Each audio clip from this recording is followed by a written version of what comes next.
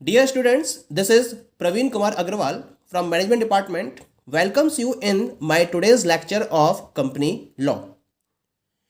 In today's lecture, we will discuss upon the concept of right of members. यानी कि आज के topic में हम डिस्कस करेंगे कि किसी भी पर्टिकुलर कंपनी में मेंबर्स के क्या क्या राइट्स हैं. राइट्स भी होती हैं, ड्यूटीज़ भी होती हैं. पहले हम राइट्स को डिस्कस करेंगे. इन राइट्स को मैंने दो पार्ट में डिवाइड करा है. The first one is the individual right and second one is the collective और कॉर्पोरेट मेंबरशिप राइट्स. यानी कि एक इंडिविजुअल लेवल पर मेंबर के क्या क्या राइट्स होते हैं, पहले हम इस पॉइंट को डिस्कस करेंगे. और फिर जब हम एक कॉर्पोरेट मेंबरशिप की बात करेंगे या कलेक्टिव वे में मेंबरशिप की बात करेंगे, तो कलेक्टिव वे में मेंबर्स के क्या क्या राइट्स होते हैं, ये हम सेकेंड कैटेगरी में स्टडी करेंगे. पहले बात करते हैं फर्स्ट कैटेगरी की, that is the individual rights. तो इनकी इंडिविजुअल कैपेसिटी को ध्यान में रखते हुए मेंबर्स के क्या क्या राइट हो सकते हैं, that is given. The first point, right to obtain copies of memorandum and articles.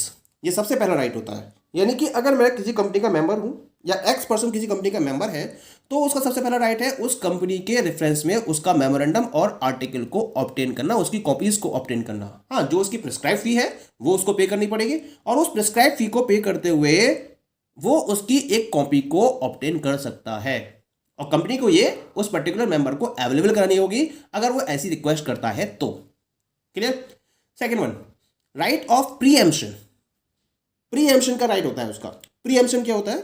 Preemption का मतलब होता है right to get allotment of shares in further issue of shares. यानी कि अगर कंपनी एफपीओ लेकर आती है, फर्दर पब्लिक ऑफरिंग को अगर कंपनी फॉलो करती है, तो उस केस में जो शेयर्स के अलॉटमेंट का राइट होगा वो पहले उसका राइट बनेगा. कंपनी और किसी को अलॉट करना चाहे दैट इज ओके, लेकिन ये पहले उसका राइट है कि अगर कोई शेयर्स का फर्दर इश्यू होता है तो उस केस में उसको शेयर्स पहले अलॉट किए जाए. ये उसका सेकेंड राइट बनता है. Next right is right to transfer shares. Shares को ट्रांसफर करना, यानी कि वो जब चाहे तब अपने शेयर्स को अनदर पर्सन को सेल करके ट्रांसफर कर सकता है. ये भी उसके राइट में काउंट होता है. Fourth right is to vote on resolutions at companies meeting. यानी कि अगर कंपनी किसी भी मीटिंग को फॉलो करती है तो उस कंपनी की मीटिंग में किसी भी रिजोल्यूशन को पास करते समय उस पर वोट करना, ये उसका राइट है. मीटिंग का नोटिस उसे दिया जाए, ये उसका राइट है. मीटिंग को अटेंड करना, ये भी उसका राइट है. और उसमें जो भी रिजोल्यूशंस फॉलो किए जाते हैं उन पर अपना एक वोट रखना, ये भी उसका एक राइट है. ठीक है. Next one is fifth one is right to appeal to the tribunal against variation of his rights. यानी कि अगर उसके राइट्स को लेकर कोई भी वेरिएशन उसे दिखाई देता है कि कंपनी उसके राइट्स को कंप्लीटली फुलफिल नहीं कर पा रही है या उसे कोई वेरिएशन दिखाई देता है अपने राइट्स को फॉलो करने में कंपनी की तरफ से, तो वो उसके अगेंस्ट में ट्रिब्यूनल में अपील कर सकता है. ये भी उसके इंडिविजुअल कैपेसिटी के राइट में इंक्लूड किया जाता है. Clear. The sixth one is the right to get security certificate. Obvious ये बात है कि जब मैंने किसी कंपनी के अंदर सिक्योरिटीज़ को परचेज किया है तो कैसे प्रूफ होगा कि मैं उस सिक्योरिटीज़ का ऑनर हूँ. उसके लिए कंपनी क्या करती है, एक सिक्योरिटी सर्टिफिकेट को इश्यू करती है जो ये प्रूफ करता है कि मैं उस कंपनी के अंदर इतने पर्टिकुलर सिक्योरिटीज़ का होल्डर हूँ. तो ये सिक्योरिटी सर्टिफिकेट को ऑब्टेन करना, ये भी उसका एक राइट बन जाता है. Clear. Next point is right to inspect the register of members and copy of the annual return.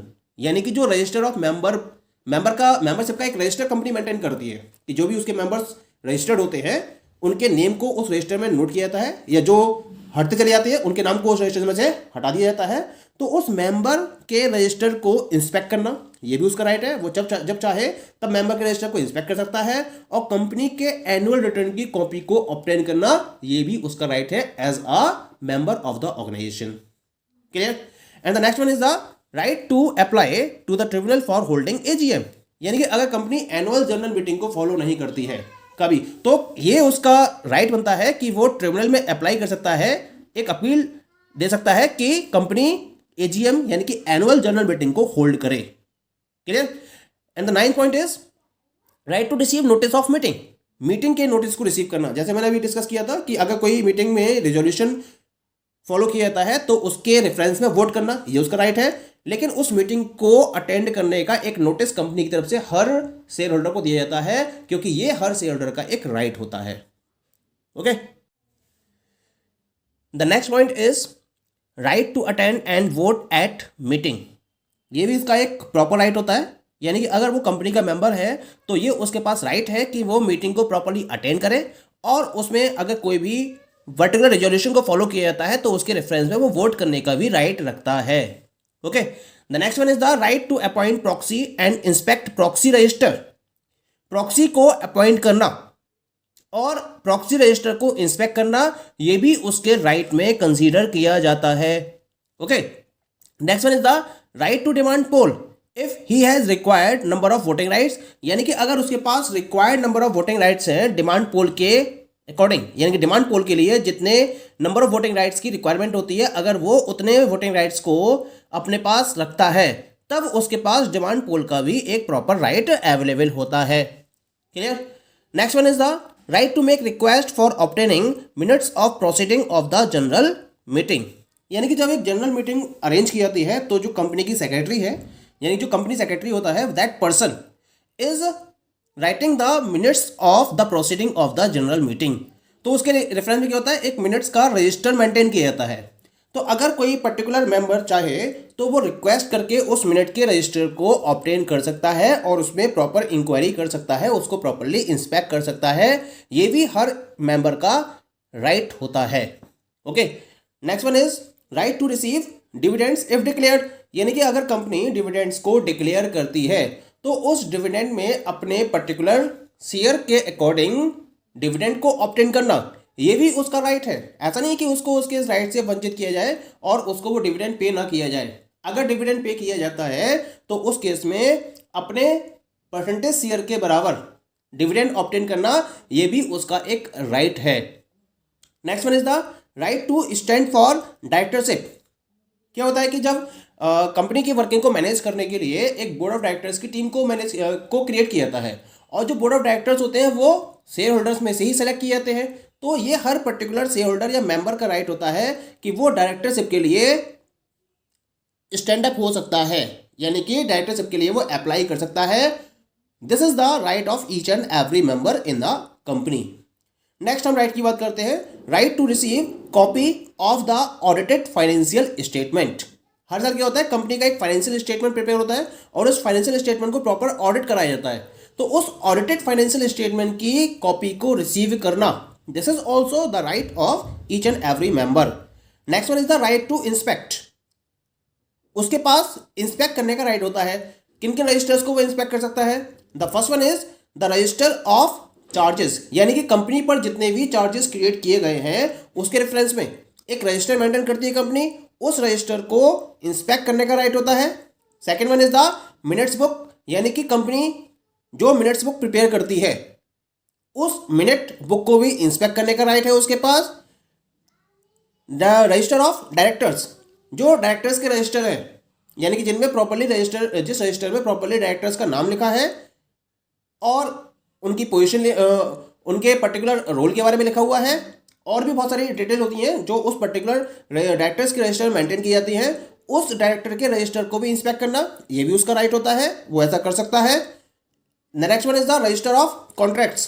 Company ने अभी तक जितने भी कॉन्ट्रैक्ट साइन किए हैं उन पर्टिकुलर कॉन्ट्रैक्ट को इंस्पेक्ट करना, ये भी उसका राइट है। वो किसी भी कॉन्ट्रैक्ट की डिटेल में जाकर उसके बारे में इंफॉर्मेशन गेन कर सकता है।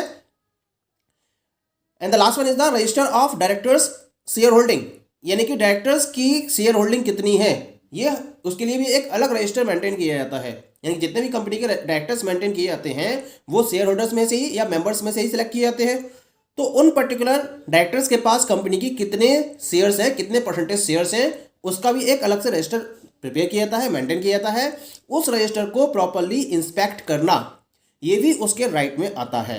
यानी कुल मिला के ये जितने भी यहाँ रजिस्टर्स मेंटेन किए जाते हैं कंपनी की तरफ से, हर रजिस्टर को इंस्पेक्ट करना और उसमें कोई भी इंफॉर्मेशन जो वो स्टडी करना चाहे या जो वो कॉपी उसकी लेना चाहे उसको फॉलो करना, ये उसके राइट में आता है, क्योंकि वो एक कंपनी का मेंबर है और कंपनी एक्ट ने उसे ऐसा करने की परमिशन दे रखी है। Clear? The 18 point is right to file petition to the tribunal for relief in case of operation and mismanagement. अब पॉइंट यह है कि पहले ऑपरेशन और मिसमैनेजमेंट का क्या मतलब है। ऑपरेशन और मिसमैनेजमेंट ये दो अलग अलग वर्ड्स हैं। ऑपरेशन का मतलब होता है कि ऑर्गेनाइजेशन के अंदर या कंपनी के अंदर सुप्रीमेसी ऑफ द मेजॉरिटी का कॉन्सेप्ट वर्क करता है, यानी कि यहाँ पर जितने भी रेजोल्यूशंस पास किए जाते हैं वो मेजॉरिटी के बेसिस पर पास किए जाते हैं।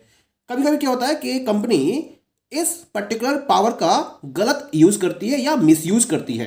बहुत सारी कंडीशंस ऐसी होती हैं जहां पर मेजॉरिटी को फॉलो करते हुए एक रेजोल्यूशन पास करा लिया जाता है, but this particular resolution is not in the benefit of the company और to the minority members of the company.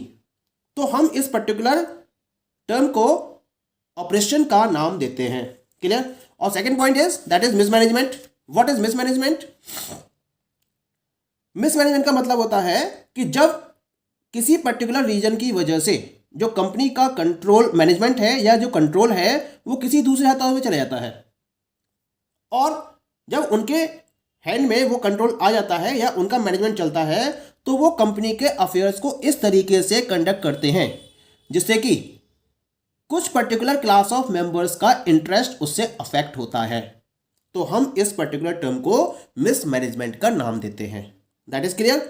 यानी कि ऑपरेशन और मिसमैनेजमेंट दोनों ही केसेस में जो शेयर होल्डर्स हैं उनके राइट्स पर इसका नेगेटिव इंपैक्ट पड़ता है, और जब ऐसा कोई केस बनता है तो वो शेयर होल्डर्स फ्री हैं एक पिटीशन को फाइल करने के लिए टू द ट्रिब्यूनल, जिससे कि उनको इन केसेस में रिलीफ मिल सके। तो इन केसेस में रिलीफ को लेने के लिए ये ट्रिब्यूनल के पास एक पिटीशन को फाइल कर सकते हैं, ये भी इनका एक राइट है। That is clear. And the next one is the right to share surplus property on winding up. यानी कि अगर कंपनी की वाइंडिंग अप की सिचुएशन बनती है तो उस वाइंडिंग अप की सिचुएशन में अगर कंपनी के पास सरप्लस प्रॉपर्टी बचती है, यानी कि उसने सब कुछ पे कर दिया, अपने शेयर होल्डर्स जो उसके प्रेफरेंस शेयर होल्डर्स थे उनको पे कर दिया, जो भी उसके डेटर्स थे ना उनको उसने कंप्लीटली पे कर दिया है ना। अब उसके बाद भी अगर उसके पास कुछ सरप्लस प्रॉपर्टी बचती है तो उस सरप्लस प्रॉपर्टी को शेयर करने का राइट भी उस मेंबर के पास रहता है। जितना उसका शेयर का प्रोपोर्शन है उस शेयर के प्रोपोर्शन में वो उस सरप्लस प्रॉपर्टी को शेयर करने का राइट रखता है। Okay, so these all are the rights of the shareholders in their individual capacity. लेकिन कलेक्टिव कैपेसिटी में भी इनके कुछ राइट्स होते हैं। क्या क्या राइट्स हैं इनके कलेक्टिव कैपेसिटी में, इसको हम नेक्स्ट लेक्चर में डिस्कस करेंगे। Okay, thank you.